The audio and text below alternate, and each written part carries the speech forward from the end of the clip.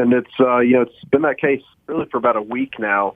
We weren't really sure of the progress being made in that regard. That was just to the best of our knowledge that, hey, John Cohen and Christopher Roberts, Auburn's president, and Rich McGlynn, now the associate athletic director, is working hand in hand with John Cohen on this search.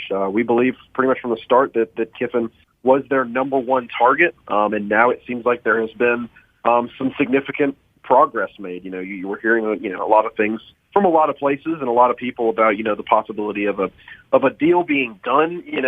Obviously that's I've had a bunch of people text me and all kinds of stuff saying so is it a done deal? It's like, well, the definition of a done deal is if he was Auburn's coach right now, and he's not. So you really can't say that that it's a done deal at this moment. I'm not even sure how close we are really to that terminology right now, but I think it's the same case it's been for the past few days, which is, look, they're going to swing at Lane Kiffin number one and see what happens after that. And that's what's made this coaching search so interesting, is that we're left to assume, and we hear that there is support for somebody like Hugh Freeze, there is support for somebody like a Jeff Grimes in that next tier, but really it all comes down to what happens with Lane Kiffin. That seems to be where we stand.